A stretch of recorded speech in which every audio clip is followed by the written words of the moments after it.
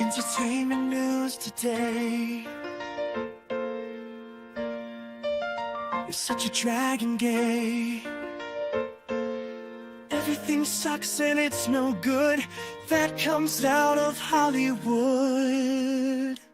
But there's one place you can go to get all your news and info, and maybe even have a laugh or two. You know it's true. Midnight's Edge after dark is life. We're stand for nerds and geeks, we will survive. From Star Wars to Jurassic Park, it's Midnight's Edge after dark.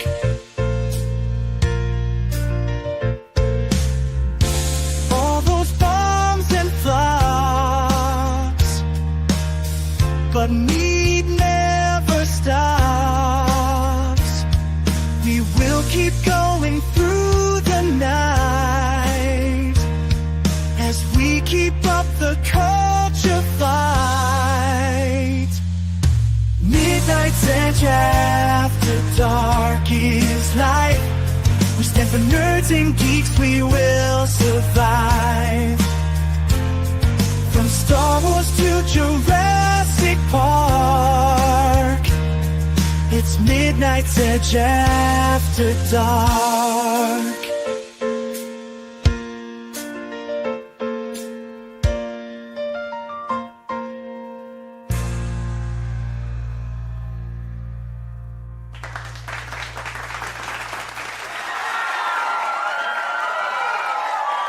It's Tuesday or Thursday, one of those days. It's Thursday. Welcome to Midnight's Edge After Dark. I'm Tom. We got with us Brian, aka that 70s rock fan. How you doing? Doing very well, my friend. How are you? What? Hey? I can't understand Yeah, sure. a bit of that Very gibberish. well. Absolutely fantastic. Fucking I'm not- Scotsman. You're a shite. Oh, shite for sure, Ash. Diddly diddly potatoes. Potatoes. Anyhow, how you doing? Have you read any good books lately? I have read a few good books. I went to an author called Mark Allen Earlhite. But I can't remember his name. I've read dozens of his books. But anyway, he writes kind of fantasy sci-fi stuff. So Not familiar. yes, Mark Allen. Oh well. Edelheit. Some- That's it. Edelheit. Mark Allen Edelheit. I'll give him a plug. He writes really, really good fantasy and sci-fi. Somebody I am familiar with, though, is all 32 Flavors of Nick Weiser. I think I have a pretty good story. Some might say it's the best story. I know it's a great story, but I say it because it's the best story because I said so. Whoa. Hi, Tom. Hi, 70s pros and Which CC. Which Keanu is That's that? Yeah. bodacious. That was bodacious. It was bodacious. Whoa. Oh, look at that. Whoa, pizza. I actually just had pizza. No BS. I just had pizza before I went live. Action Great. Com's asking about the Rube Goldberg pizza. I haven't Um, heard of it. Is that supposed to be like a frozen pizza brand? Please enlighten me, sir. No, well, are you? You're obviously not familiar with what Rube Goldberg machines are. Have you seen? You've obviously seen Pee Wee's Big Adventure, right? Been a long. Well, you know how his time. breakfast is made, right? With that machine. I don't remember. Okay, well, that's a Rube Goldberg machine. Here's your pizza. A Rube Goldberg pizza. It's like the big machines, Nick, that they used to build to try and explain the economy. Yeah. And it was all full of valves I and love containers. pizza And lunch. Nice. Basically, it's a pizza making machine. Oh, that's whereas cool. Nick's a pizza eating machine. Mm-hmm. We're gonna speed this up just a tad. Oh, look at that. That's neat. We're not sitting here for like 3 years. Oh, I Oh, could that's sit here and watch nice. this for 3 years. I know, this I is know, good. but we don't have 3 years. I like do, the but fact it they looks use so good. Look at that sauce. I hope they took Not the enough hairs cheese. out of Oh, that look comb at that first. cheese. Oh, Not enough Oh. cheese. Oh, I want Yeah, to much Need more. way more cheese. now. That's not Someone's enough got to eat cheese. the rest of that lost. You shouldn't be Why didn't seeing they put any of more that cheese? fruit. I don't Why know. can't they put more cheese on it? You shouldn't be able to see any of that fruit crap. I mean, I guess you could put the You could cheese put over. more cheese on Pepperoni thing after. is pretty good, actually. That works pretty good. That is really cool. This is incredible. Where has this been all my life? So you never seen Rube Goldberg machines before? No. Oh, so yeah, so you take a bunch of household items and crazy crap, and This is Yeah. insane. people I love sometimes it. do them with like dominoes or marbles and stuff. What are those black things and what are they? Oh, doing? those black things ruin it. As usual, I'm Oh. reading out some of my Patreon supporters. Sorry for the terrible pronunciation. Okay. Colin T.A. Gray, Elizabeth Interesting. Hilarious. If he's not using scissors to cut it, it's not real Tanner, pizza. Jeff B. I was gonna say, right? He They're just slammed into his face. Stallone be very I like what she disappointed. said. for not using Hopefully you scissors. got your That's 2 bucks right. work. Alone will be Worth- disappointed. And we also have CC Karaoke here. How you doing? I've been better, but that lifted my day. Like That's pizza getting good. slammed into someone's mouth. We also have Price of Reason here. How you doing? Good. How's it going, man? Great.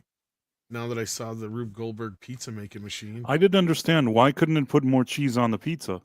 because I they know. suck. Okay. Look, there should be like a 2-to-1 cheese ratio to the sauce, at least. At least. I don't I care. I'm from agree. Wisconsin. You got to double that shit up. You should barely even be able to taste the sauce. Should be like, there's sauce on here. Oh, okay.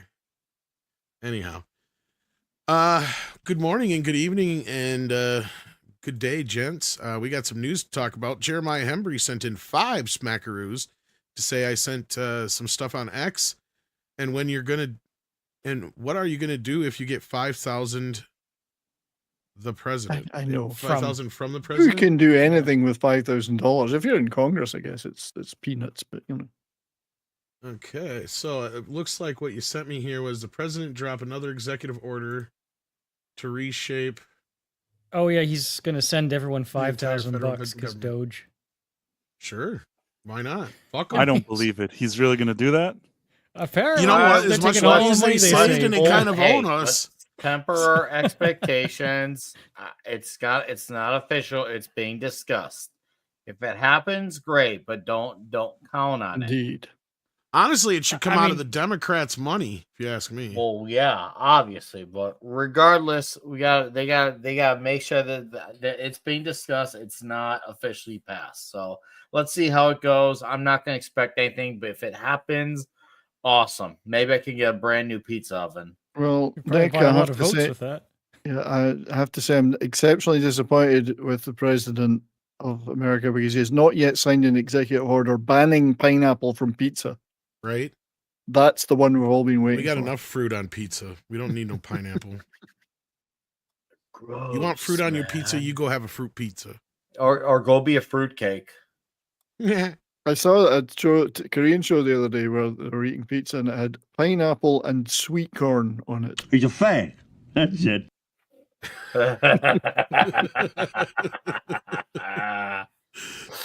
Tony thinks so. Anyhow, we got some news to talk about here, and I am like the last person on the face of this earth to be asking about this shit. So Well, you got us. this will be one of the most quietest shows. I might even take a nap. It looks like a big deal went down for $1 billion plus Mhm. Oh, that's a terrible figure for Amazon to quote. for Amazon. Well, considering what they spent on Lord of the Rings, and they bought MGM without getting all the rights to Bond in the first place. I guess this is not as bad of a deal as Disney made at the end of the day with buying Fox. Mm. I guess. So he shelled out an extra $1 billion for Bond. Okay, so let's see here. What does this mean? Well, Mm. it means Amazon now has controlling interest in James Bond properties. I don't know if anybody's been following this at all. Like I said, I'm the Oh, last person to ask about this. I know you guys, for the most part, on the panel are into this. Now, has anybody actually broke into the article or any of the articles I've out there read a to few of them, yeah. kind of So- get the gist of what's going down here? I don't mind kicking off because James Bond, of all the franchises that we all love, I think James Bond has a special place in my heart the most. I think that place is somewhere in the left ventricle. but it means the most to me personally out of all our favorite franchises. What worried me the most was today about reading all this was somebody made the comparison about George Lucas selling Star Wars to Disney. And I thought, well, that's not a good comparison. That's not the comparison I want to hear. Now, admit this seems to be like a completely double-edged sword because yes, the Broccolis weren't doing anything with Bond. I haven't been doing anything Bond for a while now since that last. Well, not since the last movie. one. But now, my understanding, this isn't even for full ownership. This No. is just for control. I think Creative Eon control still or has something. some. Yeah, I was gonna say Eon still has some. I think they'll have very little Ownership or creative something. control though, given that this If- and Yeah. It feels like they took a bad situation and made it even worse Mhm. somehow. But you know what? Cubby Broccoli was good, but Barbara Broccoli is just a dum-dum. I never liked anything she did. And the only thing is that as dum-dum as she was, Jennifer Salke at Amazon is more of a dum-dum than her. So basically, they replaced a dum-dum with a super dum-dum. a dum dum or a dum da dum dum, perhaps. That's my summary, but I'll let you continue. No, it's Are you it's retarded? it's a real. It could be a real double-edged sword. Yes, it might now see some movement on the making another Bond front, but then what is that Bond going to look like? Is it going to be Spectre's now the good guys? Blofeld's now played by Cynthia Erivo, and is now the good guy. Well, Blofeld will now be Blowfellow. Blofeld will blow many fellows. Blow me, fella. Blow me, fella. Yes, no. So I don't. Yeah, how can we really trust anything? And they're going to just turn this into a content mill. So instead of having a quality Bond movie with a great actor and a good script, are we going to see now? Oh, here's Moneypenny's spin-off, and here's whatever. Is it going to be a content mill? I think you could count on lots Young of TV Q. shows. Yeah, It's young coming. Q. Young Q, the Agent M. Hobbit, the Harry Potter years, that kind of thing. 001, where it all began.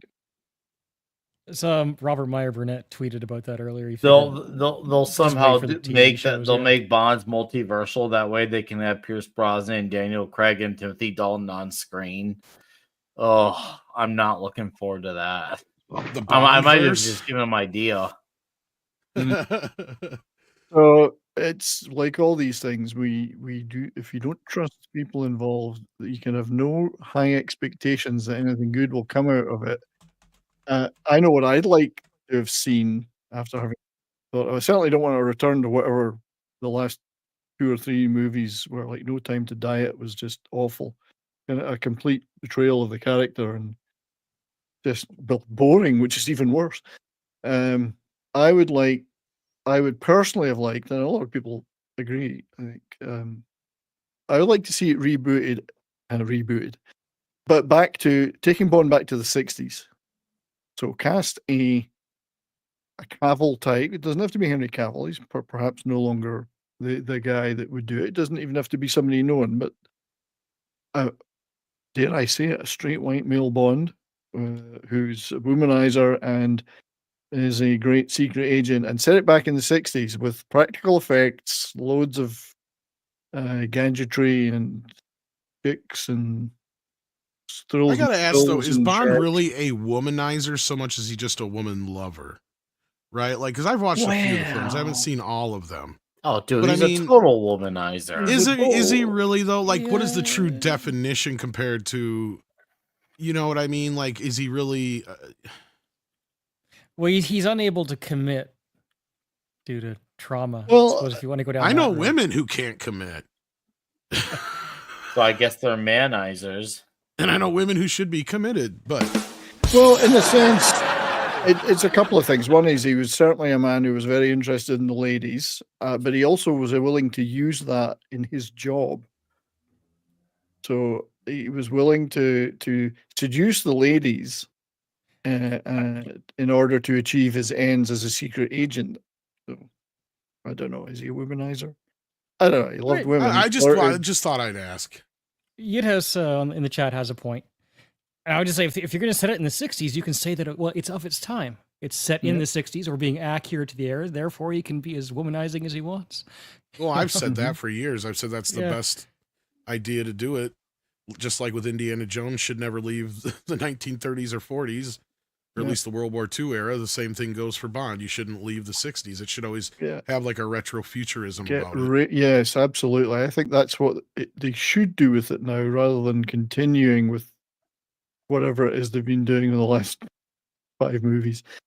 I mean, Um, I liked Casino Royale, but for me, I think it was the Halle or was it the 20th anniversary or the 20th movie one? Die Another Day, I think it was. I get the titles mixed up sometimes from that era. 'cause That they're was all the like- final Live it- one with Pierce Yeah. Brosnan. Live and Yeah, let the- die the another final- day like, tomorrow. I actually enjoyed the second and third Pierce Brosnan movies. Love 'em. Agreed. Yeah, Big fan. I think terribly underrated, but that fourth one was absolute ass. Yeah, And it was agreed. kind of Was like, the as much fourth as I one the one enjoyed that there Casino was- Royale, Was Was that the the fourth Jonathan one with the one Pryce that there was like an Asian guy that made himself look not Asian?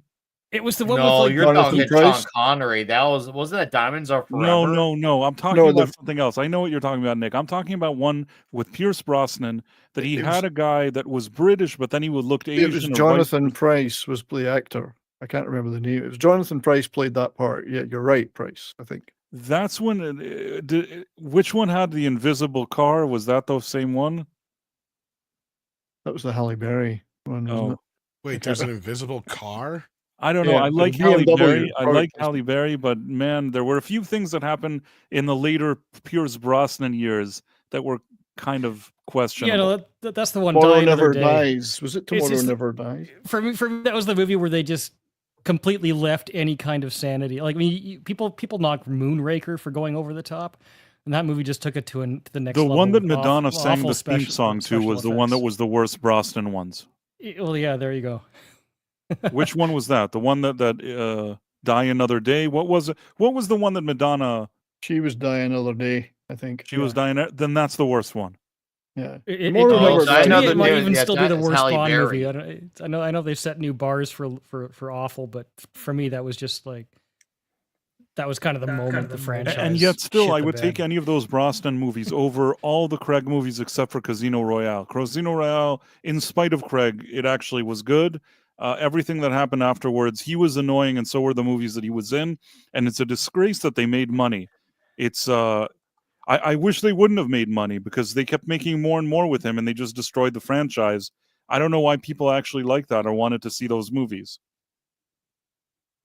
It was the neutering of the character. I mean, eventually, every one of those movies started out with them being old and depressed and miserable and drinking himself to death somewhere and hating himself and hating everything about everything, and it's just so boring. It was a mixture of the sad Bond, and then they wanted to be Jason Bourne in a lot of those movies because of the success of the Bourne trilogy as well. It was clear they were really trying to capitalize on that. Which, to be fair, the Bond franchise has more or less tried to see. Oh, hey, look, let's kind of take some influence from there. But I feel like they took a bit too much influence from the Bourne franchise because you were changing how Bond operated as James Bond. And I'm sure some people might say, well, look at Moonraker. That went to space. I'm like, yeah, but he is still playing his smarts. He is still being a guy who had the gadgets. He is still being badass. He is still trying to get the girl. So a lot of his signature flavors were there. Maybe you can argue that his setting was not as James Bond-like, but everything about his character was still there. Whereas the Daniel Craig movies, whereas the Jason Bourne franchise, you had a guy who wasn't acting like Bond, and the movies weren't like Bond. So you had nothing to balance the other out. You just had a movie that had the Bond name. We've seen that with Mission Impossible, right? Not that I mean, I actually enjoy to some degree all the Mission Impossible movies, but it seems as the further they go along, the further they get away from what actually made Mission Impossible Mission Impossible, right? And I It's guess still it's the same. decent though. It doesn't Yeah. fall off a cliff like Bond did. No, but I mean, but to the point that Bond has moved away from being James Bond, right? And it would probably Mission and the Mission Impossible- Impossible movies they haven't been as awful, but they have declined at the box office, right? You know what? I think that Mission Impossible acts more like a Bond franchise these days than Bond himself. Over the does. past several years, when Bond has been shitty, I've actually enjoyed the Mission Impossible movies, and I learned to appreciate them in a way that I didn't before. That I said to myself, you know what? Tom Cruise insisting on doing this, I kind of like what I'm seeing. Yeah, some movies are better than others, but they're all pretty good at least. And yeah, I think that he did good work with that. However, Mace he is should right. not be the guy who's ousting Bond. And I say as someone who loves most of those movies. In an ideal world, Bond should be mopping the floor clean with Of Ethan course, Hunt. of course. No I love Bond. disrespect, but No, he I- should be Because mopping Mission the floor Impossible is clean. basically the American version of that, Right. right? Like, I'm not Yes. saying that I wanted this to happen. I'm saying that Well- I didn't want it to happen, but unfortunately, they made Bond like a pussy in every movie, Well- and then he wouldn't talk to women, and then he's depressed and he's a fucking idiot, and then he Well, dies. So how am I going to continue to treat that They franchise? the turned same- him into Jason Bourne with them in menopause.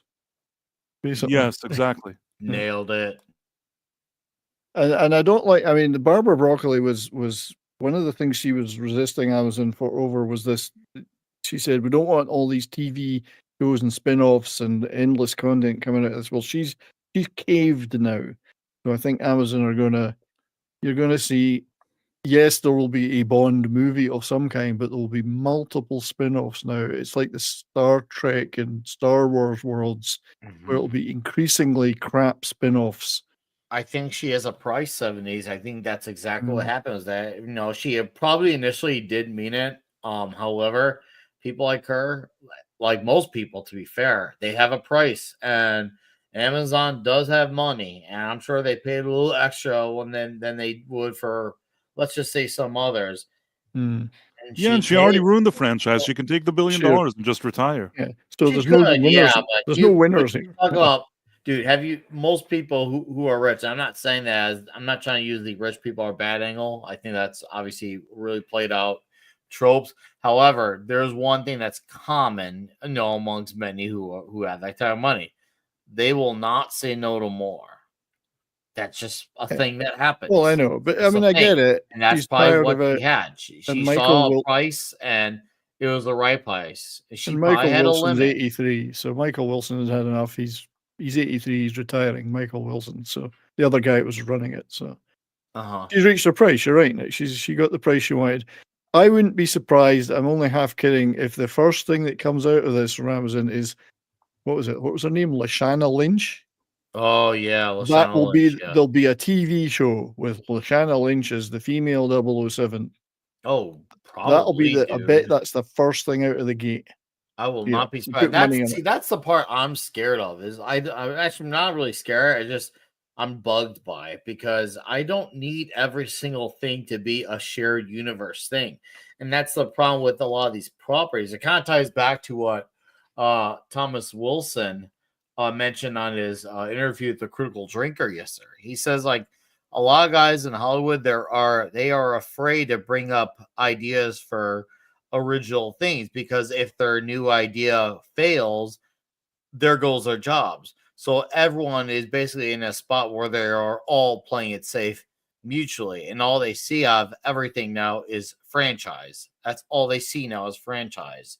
So they are literally scared to take chances. And as I said 100,000 times, the logic of it is flawed because once upon a time, everything else wasn't a franchise. So they got to start somewhere. But this is the type of personnel we're dealing with is people who don't want to take any chances. And how do you start over people like that who are not going to see Bond as like a special event? Bond should have been like Star Wars, where it comes once every few years. It's something that everyone and their mother knows about. Even if they're not interested, they just know that it's there. Now it's just going to be like the way of Skeleton Crew, where some people know that it came out and even less of them will have actually watched it. That's going to be the inevitability if this goes down the route that I think it is, regardless of quality or lack Yeah, thereof. I mean, in another era, a huge studio or people with deep pockets putting $1 billion into a James Bond IP would have thought, wow, this could prove to be really good. But this isn't that era. We're in a different era. And we've seen the destruction that's happened. So we may be wrong, but current signs and patterns indicate yeah, this probably won't turn out well, but who knows? I mean, in the hands of great writers, it's certainly a franchise that I would happily see a television show of, hour-long episodes where you're For the James case of Bond, the though, week. not every character getting their own show, though, No. right? No, for James Bond, it's certainly a franchise. I think it could work fantastic. But I mean, we're kind of we're in an era where great writing is it exists, but it's Mhm. not. I could you know. possibly stand an hour of Anna de Armas. It was the only good thing about the last movie. You know, I agree with you, CC, in that regard. If it was just a James Bond thing where a show maybe could work, if it was like maybe like 6-7 episodes and came out once every 2-3 years, still keep it the big spread, because once again, Bond should still be treated like an event, in my opinion. I feel like that's how his character works. But as long as it's stuck with Bond, but Amazon's just going to only take the wrong ideas from this, and they want to just expand everything, because everyone gets a story, everyone is a hero, everyone has to have a major part to play. There's no such thing now as supporting characters. Now supporting characters have supporting characters. It's insane. We can't just let one Well, be a story. And we want I say James as someone who Bond. grew up on shared universes, I'm Yeah. tired of every story having a shared universe. I like it for a lot of things I like, but I don't need it to be on every single thing on the damn planet. We want James Bond, not some other character. We want James Bond. We want the James Bond, not a watered down or changed or altered James Bond. We don't want 10 other characters. It was James Bond that was interesting, the character and what he did to achieve his ends. That's what everybody wanted. So, yes, we loved the villains, but they wouldn't exist without James Bond. Mm-hmm. We don't want to. Yeah, so there's another thing. Are we going to get endless MCU type or DC type spin-off with the villains getting their own? Dude, if Jaws is a new villain today, there would be a Jaws and Dolly spinoff. Yeah. Well, we laugh, but you know that was exactly what would happen. You know it.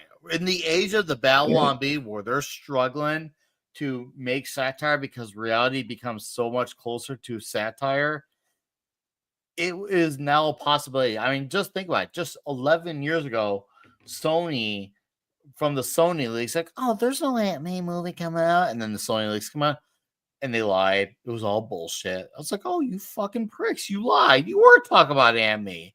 These people think just because a character exists in some particular storyline that people will flock to it just because a character simply exists. How many more Madam Webs need to flop before they get the idea? I've also seen some suggestions that, and it might not be such a bad idea, that they take it back to his when he was Commander Bond in the Navy, just prior to becoming 007, and because that's not an area that's been explored much. Maybe that would be interesting. I don't know. See, you're giving an interesting idea there, some D's, because like the movies throughout the Bonds, Bonds kind of, the series has been like all over the place and where they take place. You could do that in a more hopeful scenario. You could do that. Have Bond, middle age part, younger age, starting out, or second, third year type of thing. Yeah, that would be cool too. As long as it doesn't detract from the Anything main else? thing, which is a big budget James Bond movie, cinema movie too, not a Amazon only thing. Now, I'm not even sure. Go ahead, Cece. I'm not even sure James Bond has to be as big budget. As, Well, I like, say the biggest big, budget. 100 I million. mean, it has to have a budget, right? But I mean, I know Tom was posting something on Twitter or X earlier today about Nosferatu. They built an entire town for that movie. I didn't even realize that, right? On a fraction of the budget. I mean, a lot of James Bond is small set pieces, right?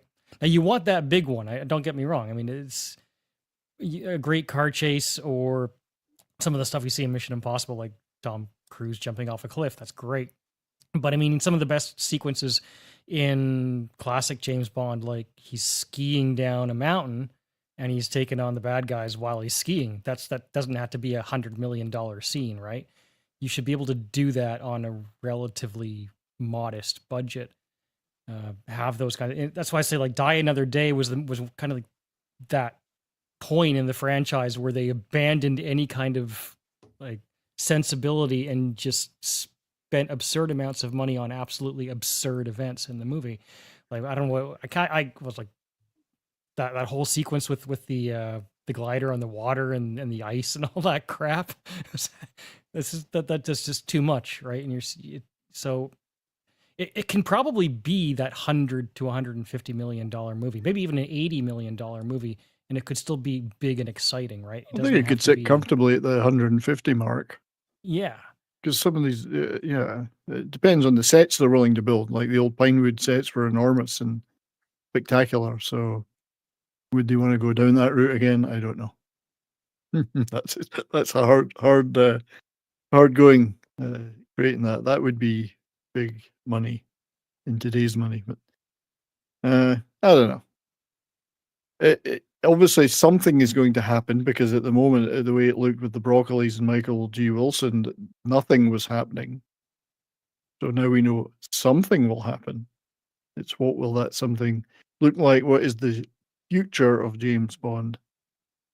I mean, the smart move is just to ignore the last couple of movies and make a James, like as Tom mentioned, make a James Bond set as a period piece that is a continuation, but not a continuation of that relies on recent on the recent. I don't want to see another modern reboot like Casino Royale that's been done now. I enjoyed Skyfall too, by the way. I mean, those two movies were great. I didn't like any of the others particularly, but those two were good in the Craig era. I was fine with Skyfall too. The only problem I had was them casting Albert Finney as a Scotsman. Yeah, but never mind. That was they don't even have to explain anything, and that's a benefit. And I hope they understand that, right? Like, just you make a good Bond movie. You don't have to have an origin story about it. You don't have to call it a reboot. Just have a new actor play James Bond in a good James Bond story, and the audience will get it. Well, I mean, they kind of cut it off anyway by killing Daniel Craig's Bond, so a continuation can't happen, not a strict continuation. No, they could get major complicated and turn it into a whole lore thing, right? You can only then do two things. One is a modern day reboot, another is a period reboot, and I'd like to see the period one, the 60s. Retrofuturism, as Tom said, I think that would be phenomenal. No. Anyway. Kind of got a little bit of that vibe from the Fantastic Four trailer, right? It's a period, it's a quote unquote period piece, but it's not. I'm okay with that. I like Bond being rooted in believable technology with some definite creativity, like stuff that you wouldn't normally see in the real world. But I don't. It has to be somewhat grounded in reality. Like I don't care that he went into space in Moonraker personally, but it was still rooted in something a little bit grounded, right? Well, Moonraker was obviously trying to appease to the Star Wars franchise when that space sci-fi took her. Like, you know what? Let's take Bond to space sci-fi. It'll still be everything you know about Bond, but we'll take him higher, quite literally. And I'm fine with that. To me, I like when gadgets go crazy, and even if it is a bit out of the idea of realism, because to me, movies are supposed to make you believe in things that, believe in the impossible.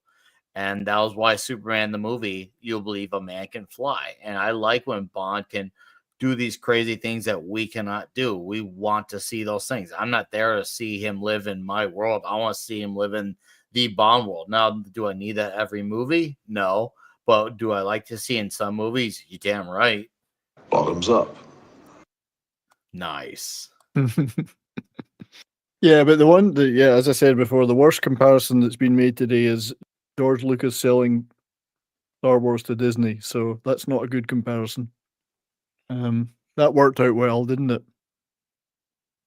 What studio has sold something to a big company and we're like, wow, this really improved the franchise? I'm not saying this to to be a dick. I'm genuinely asking, well, initially which one actually has improved? I think that initially the MCU was good, so that was something that initially started off well. It was, yes. until Disney actually got involved. And here's why I'm still not going to credit them. You know, I can see your point, Price, but to me, they already got the ground running before Disney got involved. I'm naming it something. What's something that like absolutely improved right off the bat from Disney? Like because, or not even specific Disney, but just specifically because of another company buying something that wasn't theirs. Like, where's that answer? I'd like for in the chat, please let me know. I want to know the answer because I can make the argument. I've seen it happen maybe in shows and comics, but as far as movies, I don't know if there's an answer that exists. I can't think of one in movies. I can think of one in video games. Oh, which one? Because see, you got my interest there, CC. If you're a fan of Mega Man, check Love out the Mega Man Zero franchise on Game Boy Advance. And if you play it on the PC port, get the mod that changes the music from the Game Boy Advance music to like the remastered music. Yeah, those 4 games are some of the best Mega Man games in the entire franchise, and they were made by a company who acquired it, not the original creators, not Capcom. It's interesting, yeah. But I mean, that's just it's it's one example. There's probably not many others. This is not the norm, right? You have to think really hard to maybe find that. And I was sitting here for a couple of minutes, like digging through my head for it, right? I think the casting of the new Bond's important. I think Dwayne Johnson's been mentioned for James Bond. I'm just kidding. That's an Amazon. That would be an Amazon move completely. That would be an Amazon move. Sorry, Dwayne, you're not British. Go back to wrestling. I know you're old, but you're much better there anyways. I'm a little bit of a fan of the idea, possibly, of Aaron Taylor Johnson being a good Bond. But I mean, I could see that. Yeah, I would like to see that. The dude's shredded. He's rocked a suit. He's I see British. him in a suit. I believe if he had a gun and his fists and some gadgets, he'd fuck some bitches and then fuck other bitches up. Referring to dudes, of course. But he's It'd be British. the best of both worlds. Mollywop the shit out of dudes, and then he gets his bitches, and then he's happy. Yeah, he's British. No, we all William Regal. we almost got I would James actually Brolin love back in the that. day, of course. We almost got James Brolin back in the day. He was until Roger Moore decided to return for Octopussy. But James Brolin is American, isn't he? Yeah, well, he was cast and passed the audition cast because Moore had said he was dropping out, and then he returned and did Octopussy, and Brolin didn't get the part in the end. So that was going to be an American Bond. Oh, Hey, can I'm you so smell happy the they Bond didn't is go through with cooking? that. He looked the part. When you look at the test films that are on YouTube, he did look okay, but he had made no attempt to do an accent. It was whatever accent James Brolin had. How would that have Californian, worked though? He's in England and people are telling him, well, like, M is like British and all of them are English and they I just guess you're not to think about it too much. Don't I think about see. it too much. But yeah, so I think it's a British character. Probably should remain a British actor. I agree. He should be a British actor. I'll discriminate. It should be only a British actor. Mm-hmm. I don't want him unless you could get an American who can convince the shit out of me. They can sound good being British. Maybe I'll It reconsider. usually doesn't go that way No. around, though, does it? But ideally, I would prefer to be a guy who is natural British. Because you got to remember, I will not forget. Carrie the first time- Elwes missed his shot. You did. Screw that, man. If it's not gonna be British, make it a new character. Like screw this shit. You make the character the You gotta But that's what I'm remember, saying, a it's- British guy is the voice of Daredevil, from Hell's Kitchen in the Marvel show. And I'll tell you, man, the very first time I ever spoke to Charlie Cox in person at a con at a Q&A, it scared the shit out of me. I thought he like swapped him with a scroll or something. I'm like, you're not Charlie Cox, you're British. But no, it was him. He's super British, and that freaked me out because I didn't believe him. I really I thought the real Charlie Cox got kidnapped. But no, that's just Well, how he sounds.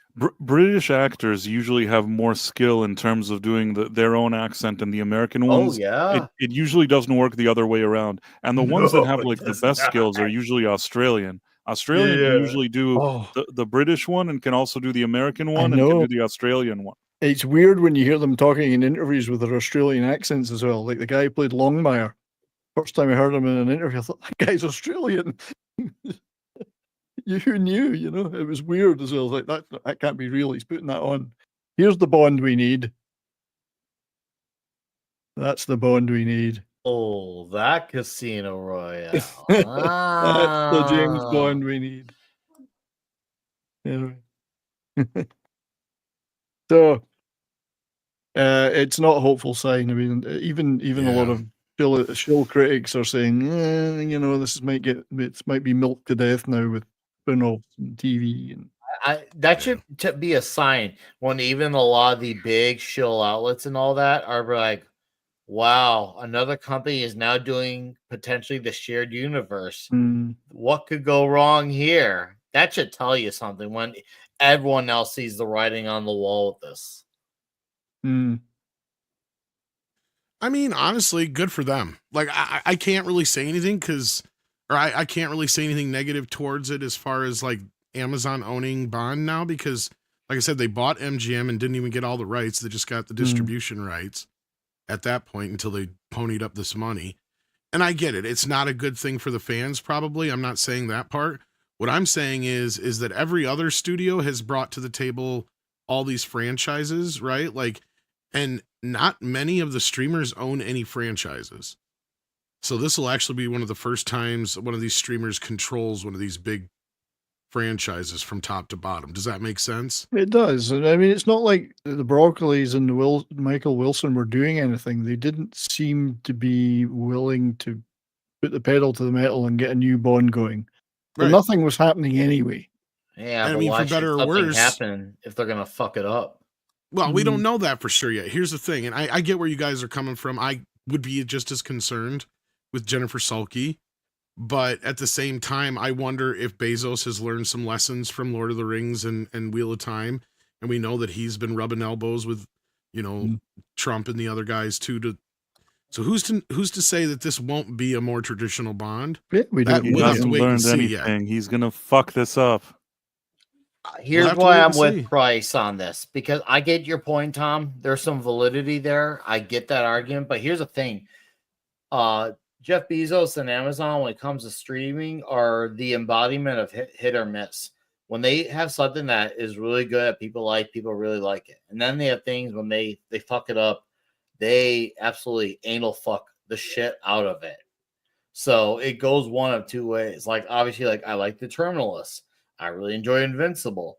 But for every one of those, you get something, let's just say, like The Boys. So they are really like one way or the other. They're really polarized. And that's why I have a hard time imagining this going amazing. And this one will be the one where they go and say, hey, let's definitely torch this one. And maybe something else will be good to balance it out. That's my angle. Because if you pay attention, that's how their properties are. They either really do good or they do bad. Indeed. Oh, James. I would like to, though, just pay tribute to Michael G. Wilson, who was involved with Bond movies for 60 years. You know, in all sorts of capacities, but for many of them as producer. And did, you know, a lot of great Bond movies are made under his production, not just the Broccoli's. So he's retiring at 83. So, you know, congratulations to him on finally getting to retire. And you know, he did do some good stuff. So, can you imagine James? Pay tribute to him.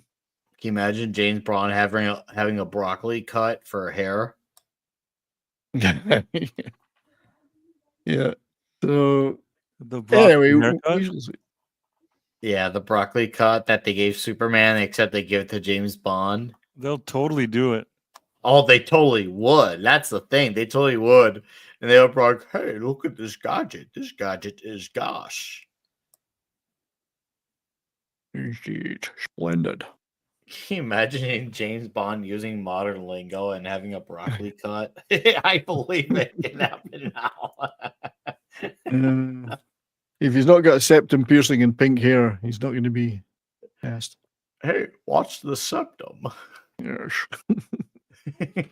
Septum. That's septum to you. You got I don't know, and yeah, we're just gonna have to wait and see now. But you don't spend $1 billion without making something. So No, yeah. I mean, you guys, I understand every concern you have. So, Flying Blind on a Rocket Cycle says, unfortunately, he passed away too long ago, but Marty Feldman would be my choice. British, he too. would have been a hilarious Bond. That would have been funny. Crooked Eye? Great, yeah, great Marty Instead Feldman, of great comic Goldeneye? actor. Golden Crooked Eye. Yeah. He was Or funny. Lazy Eye? R.I.P. Marty Feldman, funny Yeah, guy, He's a really great guy. funny guy. So yeah, like I said, I wish I had more to say on it. I don't know much about Bond, so I really can't. I don't have that much investment in it. I've only seen a few of the films. Just didn't grow up with it, so I can't say a whole lot about it. It means the most to me out of all these franchises we always talk about. Personally, yes, I love OG Star Wars and grew up with Star Trek and Doctor Who and all these others, but Bond is the one for me. So I'd love to see another fantastic Bond movie, but who knows? We'll see. Time will Just- tell. I would Don't take inspiration explode. from Bourne, please.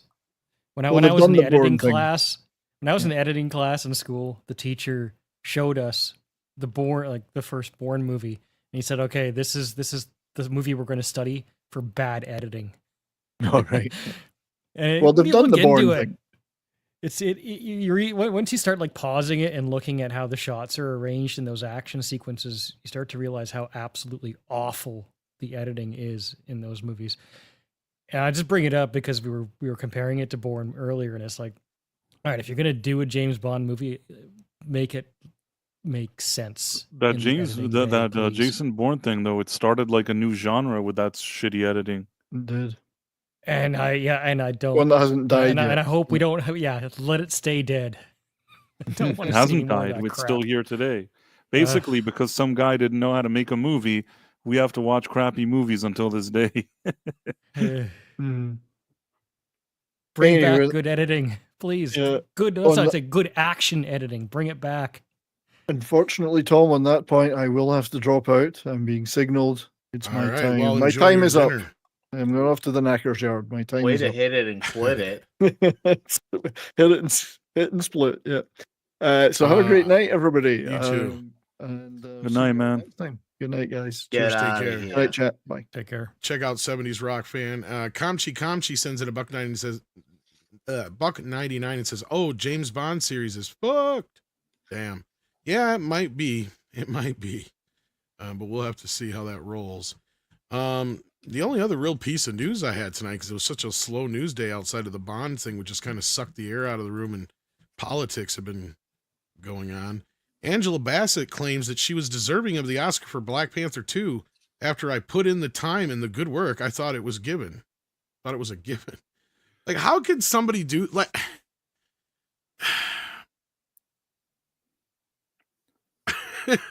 Is it just me, or does that sound uber egotistical? I'll tell you what, it's one of those things that she could say, and maybe she even would have a point, but it's not something that I would recommend that she would tell anybody. When I watched the Black Panther movie, and I even did a review back then, I remember even in my review saying that I think her acting was great, and that she did like levels above what that movie was. But at the same time, the fact that she was even nominated was already a surprise because the movie wasn't good. And when a It was movie Black isn't good, fucking Panther 2. right? Like, She had to be nominated. That was the whole thing, right? That's No. The DEI. truth is, in that movie, if I just isolate the whole movie and look at her acting is really good. The problem is that the role in the movie aren't good. So I don't know why she's expecting an Oscar for a movie that's crap. I think that she's probably been in a lot of other movies that she's been good in, and maybe in those cases they needed to give her one. To somehow say this thing with Black Panther, it kind of comes up as dumb. But she's not getting any younger. Maybe she was nominated and she felt that was her moment, but I guess it wasn't. I'll put $1,000 on the table. Says somebody said that she was gonna totally get the Oscar for this because She believed Black it. Her Panther people, 2. somebody I guess believed it. Yeah. You Didn't know, happen. I don't get this crap at all. And it's not a diss towards Angela Bassett or her performance. Maybe it is good. And I will say, to be fair, whether those people who liked Wakanda Forever or didn't like it, it seems there was a bit of a unity in saying Angela Bassett was great. If that's the case, great. However, you got to stop looking at these Oscars and Academy Awards as your way of why you do these movies. You should be thinking more about the paying customers who put in the time and money to see this movie.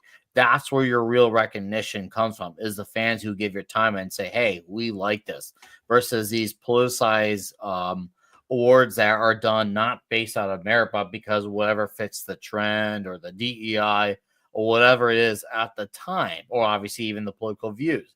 You need to look at what Ice Cube did when they were trying to do that whole Oscar So White thing, was in 2015 or 16.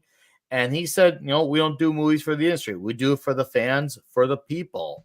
So, and he said the people love the movie, the support of the movie, number one at the box office, 200 million plus. Yeah, those are paying customers. Those aren't his friends. Maybe one or two of his friends saw his movies in theaters, but he gets the point. It's about your fans. And this is why you should be doing these things, because they're the ones who gave you your career. Sure, Hollywood gave you the jump start into getting some work, but as far as the people who make you overall, it's the paying customer, not your freaking higher ups and overlords of Hollywood that you want to validate you and sniff your farts at an Academy Award show. I mean, there are hundreds of films released every year, and of those hundreds, mind you, plural, only a handful of actors, actresses, directors, and films and all that are chosen to be given awards by the peers of said awards, right? Like, so it's not like it's us voting on it. It's not like there's this little committee sitting somewhere that nobody knows in a secret room somewhere. It's literally the people that are in the industry voting on these awards. So this is the kind of shit that bothers me when we hear shit like Oscars So White and all that other kind of crap, or when actual Oscar like voters, being, actors, actresses, other members of the Academy, gripe about certain people getting snubbed or not winning. It's like, motherfucker, it's your fault. Like, what are you bitching about? Right? And something like this, look, Angela Bassett has been nominated a couple times. I don't think she's won. I thought she won for What's Love Got to Do with It, but I don't think she did. I think I just looked it up. No, I don't think. I think she's only been nominated. Yeah, she just got a nomination. And I think I saw something else about she got some special Oscar last year anyway, just some honorary Oscar. So, look, I'm not trying to downplay her acting abilities or anything like that, because I think she's a great actress. I always have. She's gotten up in that ring a few times now. She's been nominated. Just to be nominated used to be an honor. At least that's what you say in public, because of the very reason I just said. Every year, only about 5, 6, 7 girls or women, are chosen, right, to be a possible winner. And you were one of those over the last 30, 40 years, not once, but twice. So what the fuck are you bitching about? Lily Rose Depp didn't get nominated at all this year. And me and a bunch of other people agree that she should have been. And not only that, she should win, but she's not gonna. I'll tell you what I think. Well, not now, obviously, but yeah. Here's my take on this. That Black Panther movie, it's not the kind of movie that usually gets awards anyways. I think exactly. Then you don't even get to that part, but yeah. I think that what happened was, usually like when they choose 5 actresses or whatever, you'll have a few kind of ringers in there that they want to do a tip of the hat to like a veteran actress that's been doing good work for many years and, add another nomination to her list. But I don't really think that it was realistic to think that she'd get an acting award for Black Panther 2 from the Academies. Not that I even rate them much or even care about the Oscars, but I'm saying the way they operate, their MO, they wouldn't have given her for that one. I think that, there's probably other movies she's made that maybe she was deserving of an Oscar and didn't win one, but for her to think that for Black Panther 2 she needed to get one is kind of laughable. Even though her performance was good in it, it's just like, come on, that movie was shit. I mean, I like her as an actress. I do too. And not only that, she was the best thing in that movie. I said it in my review. She gave a good performance and she was the best thing in that movie. The movie is still shitty though. Yeah, the Academy has an MO. This is not where they give you the award. Exactly. This is not the The movie. Academy is even more annoying. Sometimes there's a movie that you deserved a nomination and an award for. They'll completely snub you for it. And then for years, people will say, oh, they never gave them the award for that one. And finally, you make some shitty movie that nobody cares about. They'll give you a nomination and they'll give you an award, even though nobody saw the movie and nobody knows why you were nominated. They've done That's that what I was as gonna well. say, yeah. 10, 20 years down the road, probably maybe even 30 years down the road, like it'll be some kind of lifetime achievement thing. She'll get it, right? So long as she lives long enough to get it. No, it'll be sometimes people worse. It'll die be in like illness. there'll be an indie movie about two like gay Yeah. like ballerinas or something eating mushu together, and then like she's gonna be some supporting actress that walks in like has like 10 minutes of screen time and she says, "Wow, that's some fine mushu that you're eating, both of you," and then they'll give her a nomination. She'll win the award. Oh Yeah. man. See, I mean, and I've heard from many saying that a lot of these award shows were better once upon a time, and maybe they were, but it just blows my mind how these people are always begging for validation from people who basically are going to pretend to pretend to care about your movie, who are not there because of the love of the man. They're there because, do you push the right quota? Do you say something that I agree with? It makes me wonder who's actually in this because they love the movie, which I'm sure there's a good number of them that are. It's just sometimes, sadly, it's voices like this that tend to drown out the ones who are there and they're just not saying it. But geez, let it go with this and get snubbed. Who cares? There's tons of great stuff that gets snubbed all the time. And I'm sure even in the golden days, assuming that these award shows were more, let's say, quote unquote, legit, I'm sure there's great stuff that didn't even make the nomination that probably could have. I'm sure if I asked Tom, hey, what great movie didn't get nominated for so and so that should have been, I'm sure he can name 5 off the top of his head. It happens. Are your probably always fans been that pleased with way. your movie? But I mean, Stop like for worrying about me, these freaking yuppies. Worry about your fans. for me, The English Patient was the line in the sand for me where I just kind of lost respect for the Oscars. That was 1996. I was like 12 years old at the time. And then I remember Shakespeare in Love a couple of years later, and I was like, oh God. So Yeah, I the kind of, Oscars, like, you know, the Oscars were always fishy, but over the years they somehow became more snooty, more pompous, and more annoying to the point that now if you say Oscars, I'm not saying that to be trendy. I really don't even care. Like I don't value their opinion at all. Whatever they give awards to means nothing to me. You know, I'll give you an example. I saw The Brutalist yesterday, and if you looked at online at the critics, it has like a 100% or something. Like everybody thinks this movie is like the best thing that ever happened, and it's probably going to get like 70 nominations and awards. And you know what? It infuriated me. The movie infuriated me. I would not. It would get a splat. It would get like a rotten score for me.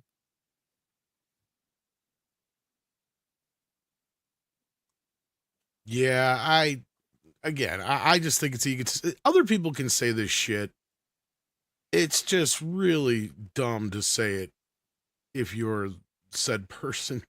Like this just comes off very, very egotistical. But it's not going to help her at the parties. I think musicians are the same way, and they're actually kind of worse in some cases when they do that.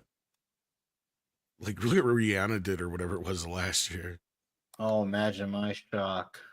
with the whole country album thing. Oh yeah. And then she's getting nominated for that as opposed to actual country artists. Yeah. Who are some of them actually writing good music. I'm not a country music fan, but you know, I mean, Well, she won the Grammy or whatever it was, but she didn't win the Country Music Award, and that's what pissed her off. It's like, did you really think that the actual country singers were going to give you an award? Please, Yeah, bitch. they're probably pissed off enough that she was even there, but you know, she got the Exactly. participation award. Yeah. Take Yeah. that and be thankful. Yeah. Anyhow, I mean, all these awards are dumb. I mean, Price, you kind of were saying that anyway. I mean, because going off of what I was saying before, they're voted on by the peers of the same people in the industry. So any of the voting or any of the bitching they do about the voting or who wins or who doesn't win, it to me is just stupid and should fall on deaf And ears. they love anyway. it when you make a movie about them. You know, Yes. there was that stupid black and white movie. What was it called? The fuck, I can't remember. The one with The the dog. Artist or whatever. The what? The Was it Artist. The Artist. That was a scam. That Artist thing should have been called like the Scam Artist. Oh, it was Beyonce. I'm sorry, not Rihanna. My bad. Anyway, yeah, you were talking about So the that Artist movie. thing, basically, it's like, oh, it's an homage to us, so we'll give it an award. That movie was a piece of shit. I'm sorry, like I could have made it.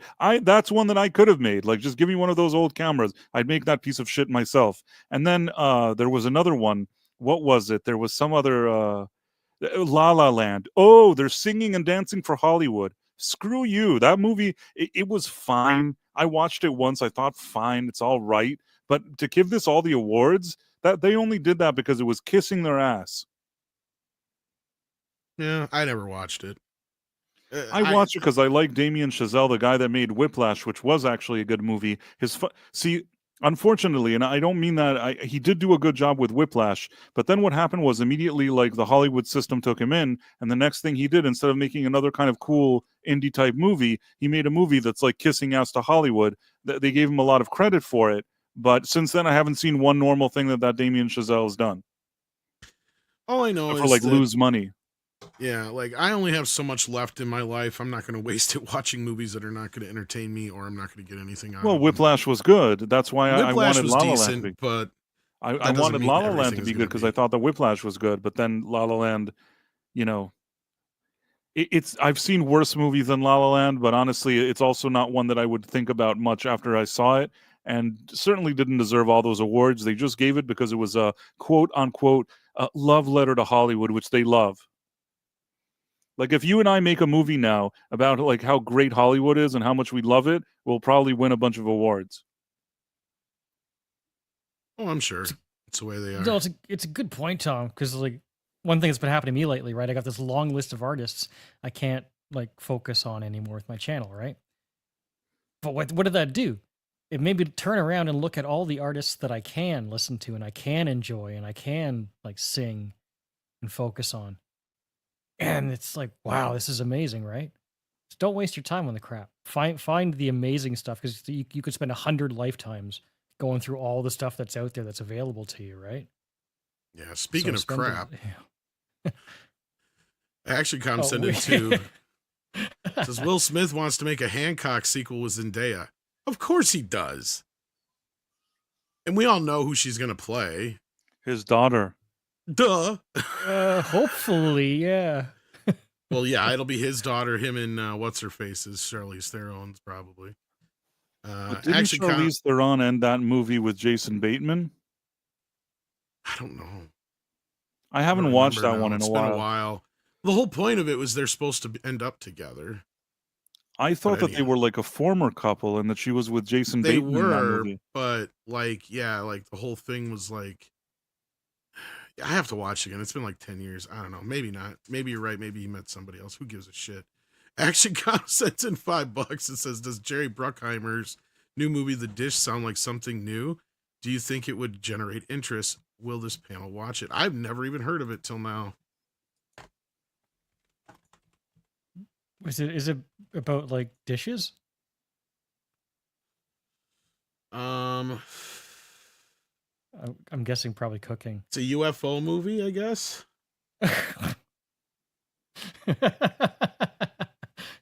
Okay. Apple in talks to land Joseph Kaczynski, Jerry Bruckheimer UFO disclosure themed movie. So it's not been made yet. Untitled UFO package that has John Krasinski directing and Jerry Bruckheimer producing. Zach Balin penned the script, which is akin to UFO disclosure theme take on All the President's Men, like classic 1976 political thriller from Alan J. Pakula. The package hit the market last week with several bids coming in, and sources say a big reason Apple ended up... Okay, so Apple did pick it up. Winning the bid was the strong relationship that grew out of the studio's F1 movie with Kaczynski, directed by Bruckheimer, produced to insiders, very high on the film, which will bow in June, and they're eager to work again after the film finished production. So yeah, I'd watch it. yeah. All right. Guess we'll have to wait and see what it's all about. Have to see if it's a trailer. I actually dropped my Apple Plus just because, most people don't talk about shit that's on there, and then after I drop it, now people are starting to talk about shit that's on there. It's like, what the? Anyhow, maybe I'll have to pick it back up again eventually. when I the gotta watch the Godzilla second season of 2. Severance. That's the only thing everybody ever talked about. We don't really talk about it in our circles. But now all of a sudden there's been this Gorge and a few other things that people have been talking about that are on Apple TV. It's like, you motherfuckers, I just dumped it because I watched like the Marky Mark movie. I watched the Godzilla show. I watched Wolves. I've watched a few of their other things on there, like Tetris, and everybody slept on Tetris. Nobody else watched it. I did. And then the other, I know you were like one of the exceptions, but like I was in a chat with like Valiant the other day, and I was calling his ass out because of this shit. It's like, you sons of bitch. We're talking about anything on Apple. Severance. I didn't know you were watching it. I didn't, but no, I'm saying everybody watched that. That's the only thing anybody ever would watch that I know of on Apple. Because I'd ask about the Godzilla show and nobody would watch it. I'd ask about the Marky Mark movie or Wolves and nobody else would watch it. Tetris and all that kind of business. But anyhow, I started watching the Godzilla show, but somehow I dipped out. I don't know why I dipped out. I watched like a few episodes and forgot about it. Was it any good? Is it worth me finishing that thing? I didn't hate it. I mean, it kind of took it back a little bit more to the serious side of things, not such, like the cartoony side of things like the last few movies had. But it was kind of like, there was that one episode, and I think I know what episode you probably fell out of. Was it the episode that was the flashback episode to the day Godzilla showed up? And it was the lesbian couple, and one got on one bus and one got on the other? Maybe it was something. I just... there was also too much like drama that he's the husband, but he was the father of this kid and she's his sister and they're running around. And I'm just like, well, what is this nonsense? I don't know. It didn't capture me. And I like that actress. She was in Shogun. I like Anna Sawai or whatever her name is. So she even had my attention because I like her, but it somehow, I don't know. It didn't lure me in. There was a series of things that happened one after the other in those first few episodes, and none of them really captured my attention. Maybe I'll go back to watch it. I don't know.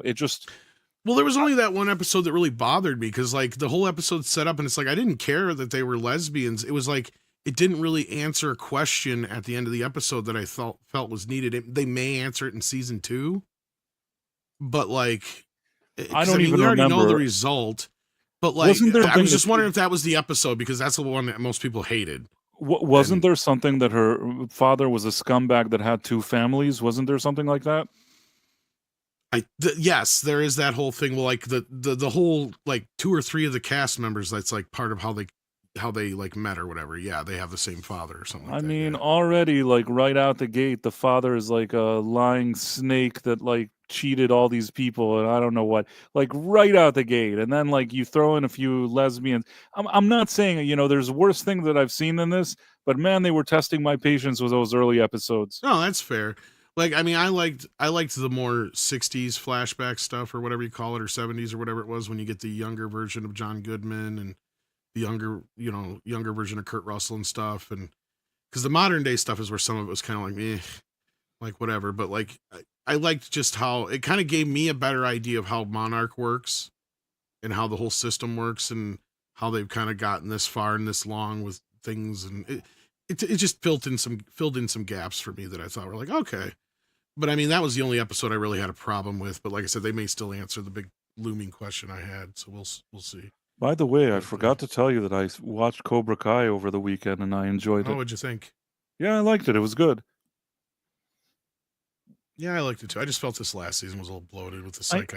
I've said it before that I think that they should have probably ended this with 5 seasons, and there was probably a way to tie this up quicker than they did. But with that being said, I didn't suffer watching it, and overall, the final batch of episodes, I enjoyed them. I really enjoyed the last batch. I thought it was good. I had a fantastic time watching it.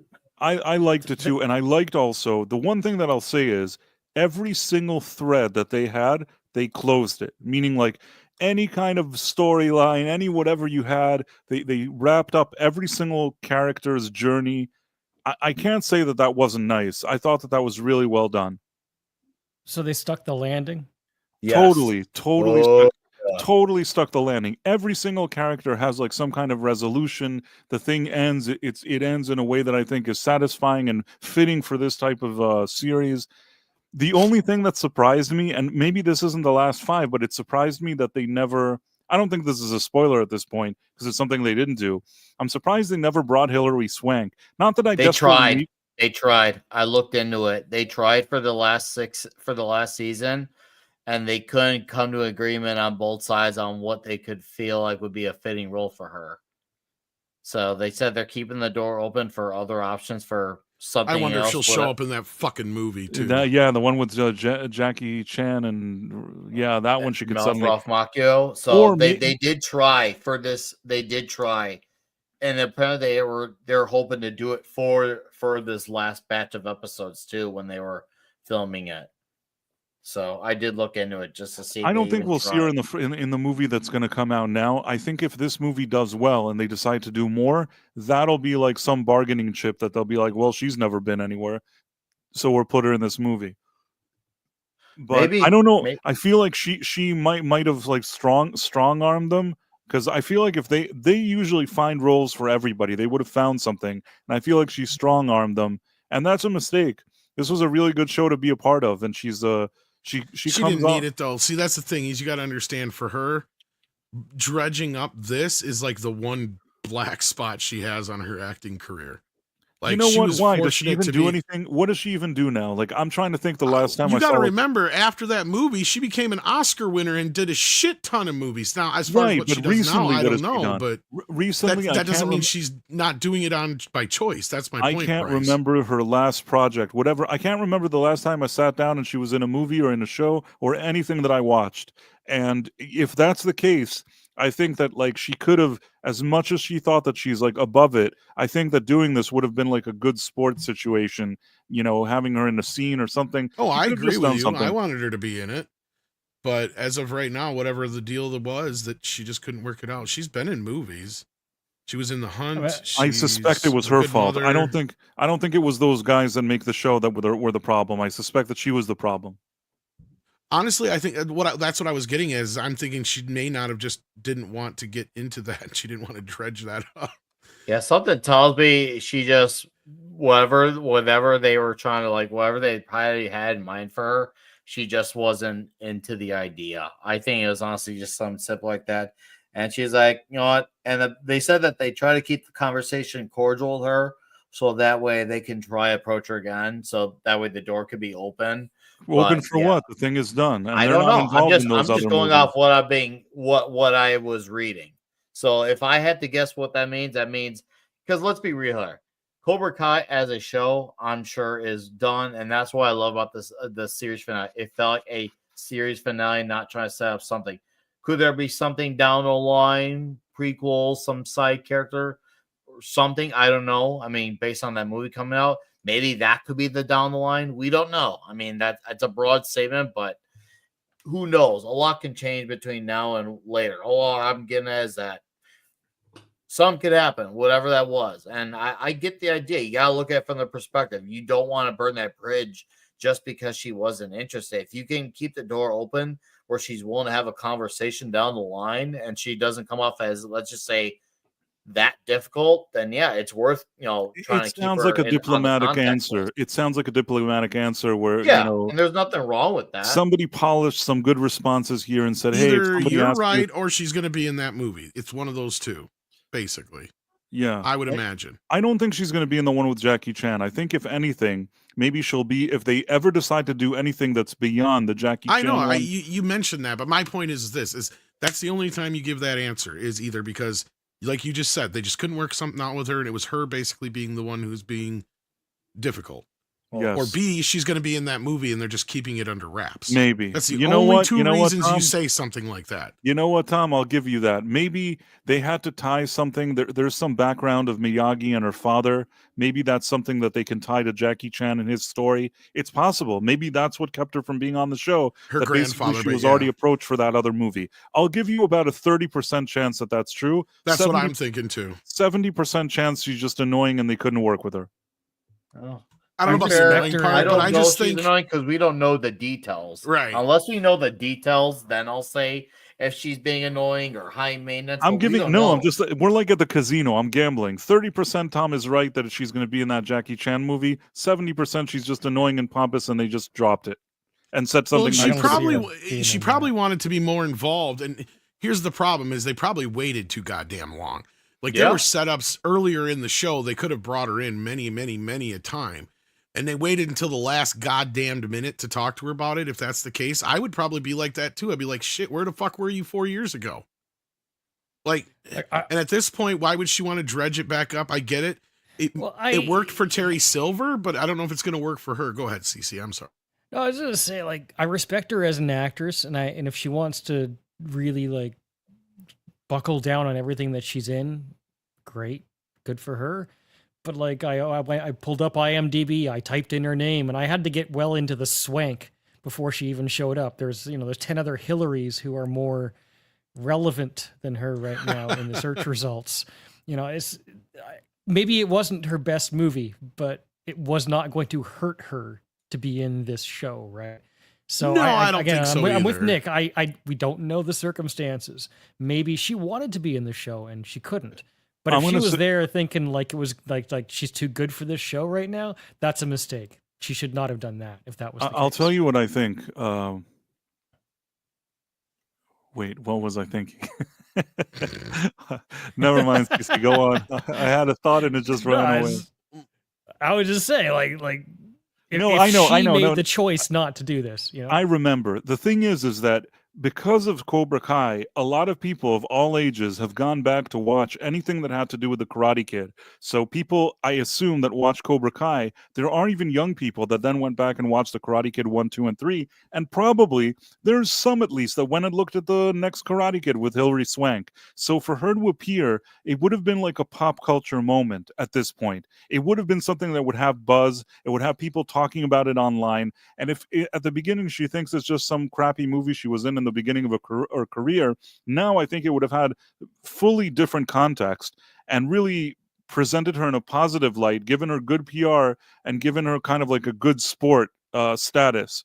But instead, she comes off as kind of pompous and annoying status. But maybe I'm wrong. Maybe I don't get it. Well, I'm just saying we don't know the context, right? I don't We don't know. disagree with Maybe you I at all, don't Bryce. understand anything. If I watch No. If I My watch the point Jackie is- Chan movie and she's in it, everything I said is wrong, and you will be 100% right. Well, and I'm not even saying that point. I'm just saying we don't even know the full context of what went down. Maybe she had a scheduling conflict. Yeah. Who could be knows? as simple as I that. mean, as far as like her career goes, like I was looking through it, she does have like a clothing line and some other stuff outside of the industry. So who's to say that a lot of her time hasn't been taken up with that and family matters as the last few years? And she's stepping because like some of the movies she's doing here, it almost could looks have like she's made a doing like. day. They could have had one scene. I'm where not they did saying some you're tip of wrong. the I'm hat. just saying like it gets to a point where some of these people they just get like like I'm not gonna be able to do that, but I'll do this, and it's like it may be amicable. That's my point. Is I'm not trying to put her totally under the bus until I get some more context here, especially considering like you just said, you could be completely wrong. And she's in the goddamn movie. And if that's the case, well, then it just kind of makes you look like, well, you got egg on your face now because you were saying she was all these things when. I'll give you, like I better said, the show than the movie. if we see the Jackie Chan one, she's in it, I'm going to come here and I'm going to explain that I was wrong. And I'm going to apologize. And I'm going to say that I was a big jerk and I shouldn't have said the things that I said. I hope you're right. I hope that there's. I don't think she's listening. I'm just saying, like, in I a think sense she's of like listening. putting it I out there in think the she's listening ethos right now because she's not making any movies. And what else is she going to do? Well, to She's finish sitting my around point, listening to me. I was looking at some of the movies she has done lately. Some of them look like they're some of these religious films too. So I'm starting to wonder if she's gotten away from the industry altogether. Maybe I don't know. I don't know what her personal life is like. So. Yeah, there's too many what ifs. But I mean, And you're right. when If she does shows up do in the shit, she movie- gets nominated for shit. That's all I've noticed is like when she does do bigger films. No, she's every a good time she actress. I'm does. not going to take that away from her. Oh, she's great, actually. She's like she's talented. But then again, you could be completely right. And she's like, I want to be this and I want to do this and I want to do that. And they're like, well, we've got this role for you. It's like 2 episodes. Which then she's like, no, fuck you.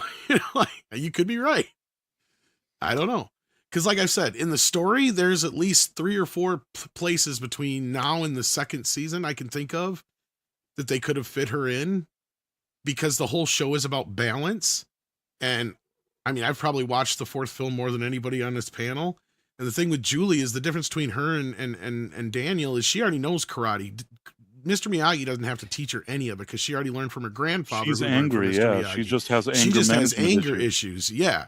And she needs to learn how to control herself and learn balance. So, like, bringing her in at any point where they're getting into the we need balance. It's like, well, I thought about 20 times now. You could have brought her in, but yeah. That's the other question. Have they been asking her for years now, trying to figure this thing out? I don't know. See, that's my question. That's what I was saying to Price too, is like, on the other end of this, if I was somebody like that, it's like you waited all this time until the final few episodes to ask me this. And like, maybe it just couldn't fit it in her schedule. And it's like, maybe they should have asked her sooner. I don't know how these things work.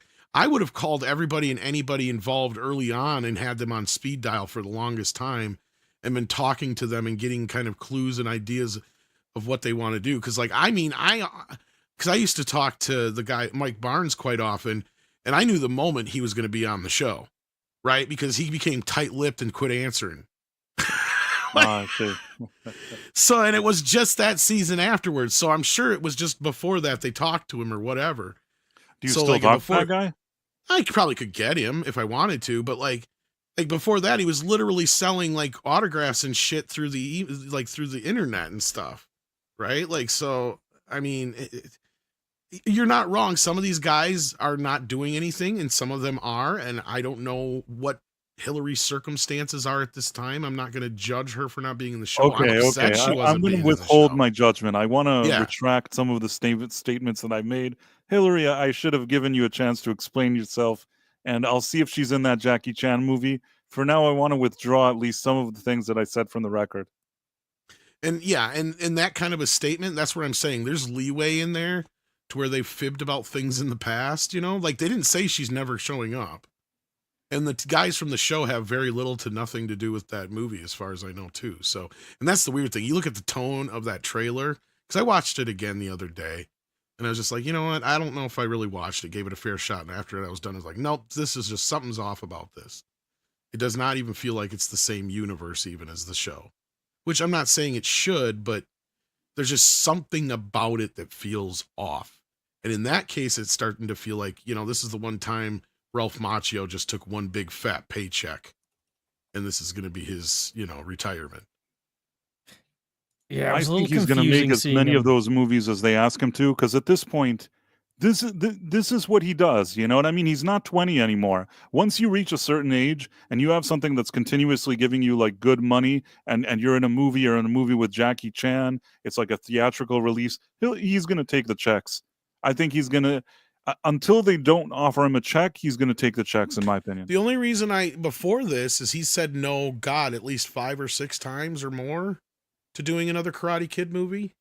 He was supposed to be in the 4th one even, and he said no. And he said for years the reason he kept saying no is because he felt protective of the character, and it wasn't until these guys came to him with this concept that he was finally sold on it, because he's had a number of concepts brought to him over the years.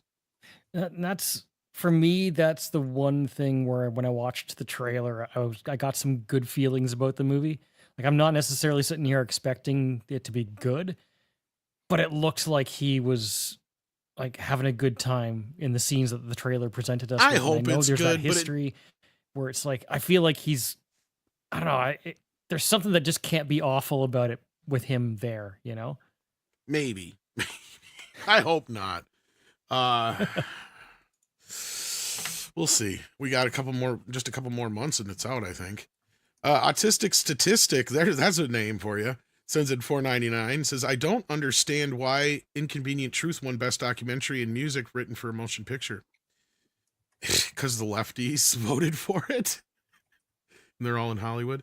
Kareen says, Hillary just had twins. Oh, that's another thing. I think they're less than 2 years old. She has always been doing movies since she is 50 years old. That's what I'm saying. Yeah, she's busy. Wait, But she just had twins and she's 50? hey, All right. Maybe they were in vitro or whatever. Well, the hell maybe that word that's is. the thing. Yeah, apparently she had twins at 48 or something. So That listen, would if it- explain if- a lot. Yeah. if it had to do with her children, then I really do apologize. Then I Yeah. genuinely Hey. apologize for what I said. But if it was just because she was like snobby, then I'm less forgiving. Honestly, I'm more upset at Jackie Chan right here. He's doing this shit, but he ain't doing Rush Hour 4 yet. What the hell? Because he needs to make up for Rush Hour 3. Yeah, but I I never that shit was saw garbage. 3. I Rush- never saw 3, and I feel grateful that I never 3 is did. garbage, but I think that both him and Chris Tucker are past their date to do this kind of Due movie. date. I think that it's done. There's no reason to do Rush Hour 4 at this point. I don't disagree with you. 2 was barely good. No, I It had thought its that 1 and moments, 2. but One- yeah. 1 and 2 were good. 2 had some legitimately funny moments. I think I even laughed more in 2 than I did in 1. There's some brilliant lines in 2 that I really The only like. thing I remember about 2 is the fucking karaoke bar with "Don't Stop Till You Get It." First of all, that scene is hilarious. But there's also some stuff that happens in the casino. There's a bunch of things that are just funny. It's not the most logical movie. There's a bunch of nonsense that happens, but man, it delivers laughs from what I remember. I haven't watched in a while. I think that the second one made me laugh more than the first one. Yeah, and then you get the third one though, where the outtakes are better than the movie itself. Yeah, no, the third one I was just sitting there and it's like I didn't crack even a smile. It's just awful. It was bad. But I don't and- understand. Maybe they lost their charm then. Maybe Chris Tucker couldn't do it, and they No, just- Jackie did not want to make the third film. That's one thing I know that happened. I think that bled through. You could tell he just wasn't into it. But Chris Tucker didn't seem with his heart in it either. He seemed like he collected That's a check. plausible, especially if Jackie's not into it and they were, you have that chemistry if it's not there, man. I mean, you got to imagine, they were kind of falsifying the chemistry to begin with because Jackie can barely speak English and he's just phonetically repeating what the script person tells him through most of the movie. So He did it well though. Whatever he did Yeah. there, like I don't know how and why, but it actually worked. he's got a good coach or whatever. I'm just saying, I'm sure he understands certain things. I'm not saying he doesn't. He's been around long enough. He you'd think made he'd the pick right up. expressions when he was reading his lines. I don't know how or why, or he's just very likable. But somehow, him along with Chris Tucker in the right vibe, I thought that it did work. Yeah. Well, I Well, know there's did always you been know- rumblings about it, so we'll see. Well, hey, did you know that when Chuck Norris he borrows money from you, you pay him back? I would imagine so. You don't want to get your ass kicked. Mm-hmm. That does make sense. I was waiting for the punchline there. Is there more to it? That was it. You pay him back, even though he borrowed Okay. money from you. You Oh, pay he him borrowed money back. from you. Oh, I missed that. My bad. Oh, have you heard something, Paulie? Because last I heard there was talks, but maybe they fell through.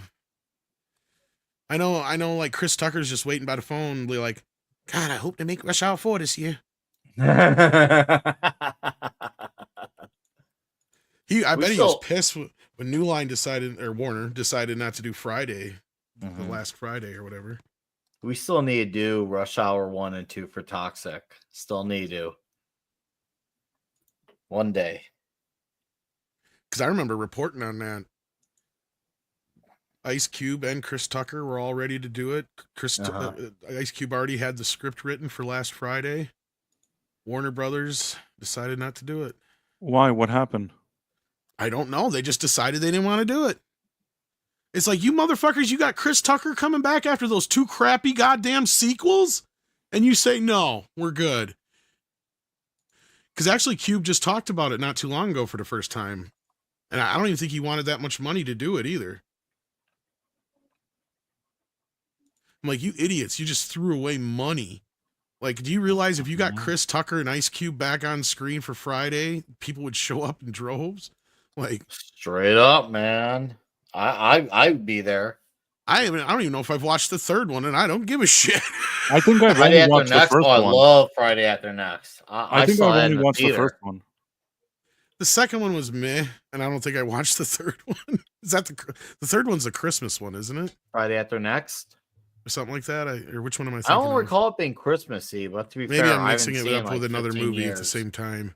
Yeah, I don't know. I might be mixing it up with another movie that came out at the same time, but I could have swore the third one was like Christmas themed for some reason, or maybe it came out at Christmas. We had a Christmas themed poster or something like that. No.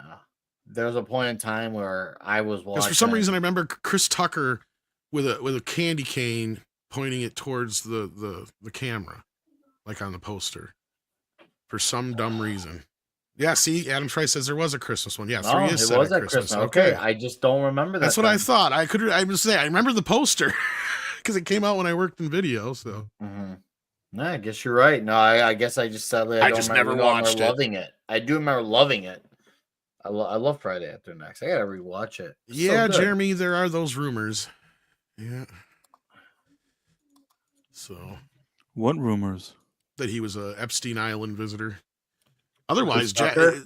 Oh, yeah. Otherwise, Chris Tucker doesn't show up, but every once in a while in a movie, like he was in Air.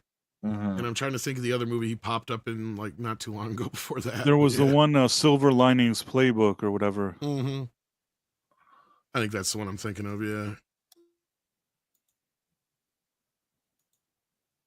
I think he got sick or some shit for a while though too. That was the other reason why he quit acting for a bit. I can't remember what the deal was, but that was like because he's taking some meds or something like that, and that's why he supposedly gained a bunch of weight or something like that. I don't know. I don't know if it's true or not, but I remember reading something about it sometime. It's a while ago though. No, I'm not confusing it. Both I know 3 Harold and Kumar also is a Christmas one, but yeah. Oh, dude, I never saw the third one of that. I remember like being shocked when there's a second one. And I'm just What's like, funny is Harold and Kumar 2 is better than the first one. I remember that. The one there in Guantanamo Bay. Oh yeah, the whole airplane sequence. And I just remember some joke about a sandwich in prison. That's all.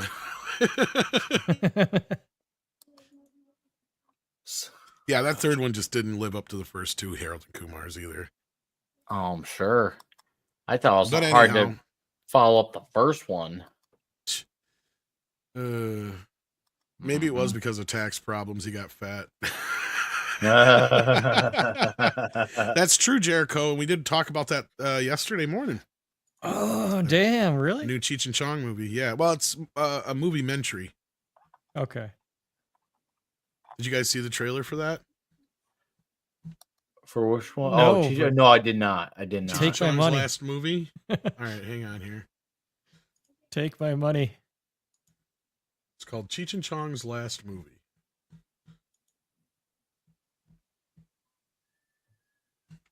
Can it be the second last?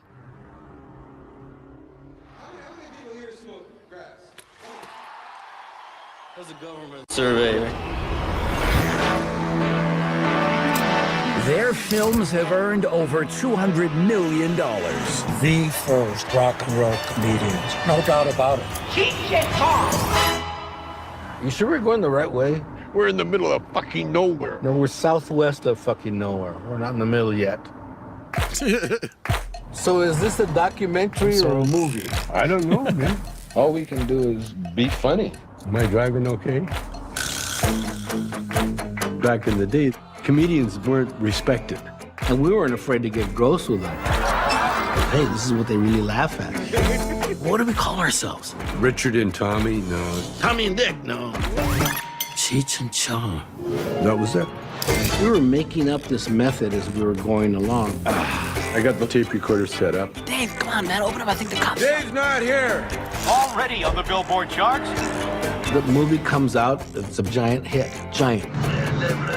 It's not hard to see what drugs do to you, you know. Make you rich. Well, you... But money and success might spoil them. You still won't grow your mustache back. You drive me nuts! We're no longer partners. Nothing lasts forever, Tommy. Nothing lasts forever. I never met anybody quite like him. It's very painful sometimes. But he's my best friend. It's yin and yang, Cheech and Chong. All that stuff that happened, why don't we just let it go? Come on, baby, I'll give you a ride. Let's go. Cheech and Chong. The old stone charmers. Look how far we've come. Got a joint? My I think I dropped some gummies. I mean, I'll watch it. Take my Yeah, money. I don't understand what Paulie's issue is with this.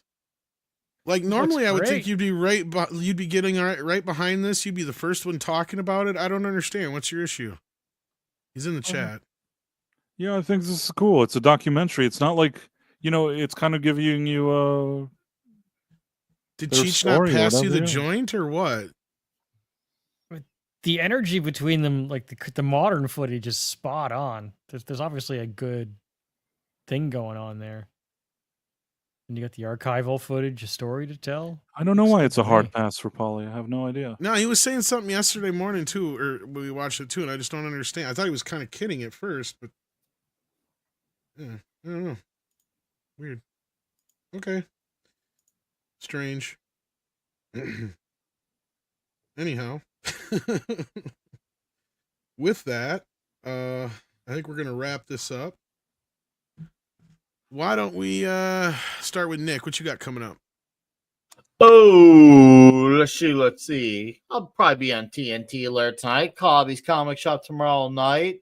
Bill and Ted's Bogus Journey next week as well for the Toxic. And I will definitely be covering Daredevil Born Again when it comes out. It's gonna be weird to cover a modern show from TV. It's my first time I've done this in about 4 years. It's like I'm coming home, but I'm not looking forward to coming home. So yeah, keep your eyes and ears open for that. It's gonna be wild. It's gonna be diabolical. And what better to be talking about Daredevil than the dude who actually knows the material it's from? So yeah, it's been a good show. I'm concerned about Bond, but if it ends up sucking, it's okay because I got the old movies. Thanks for having me, dudes. CC, what's going on?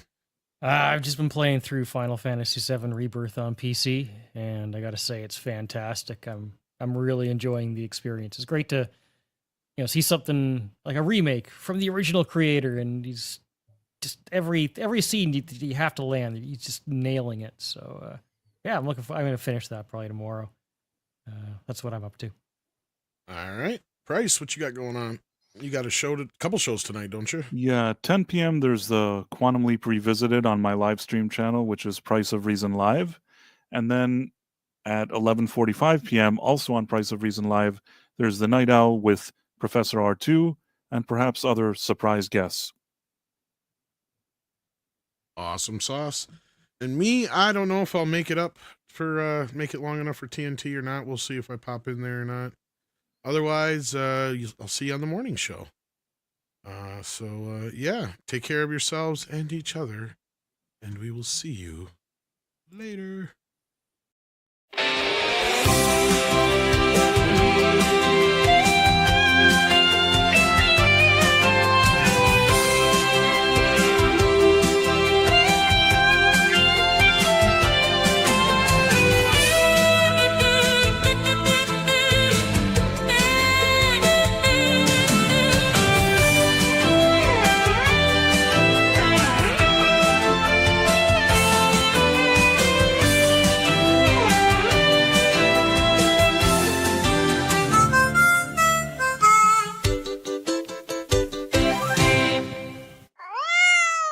Cute kitty.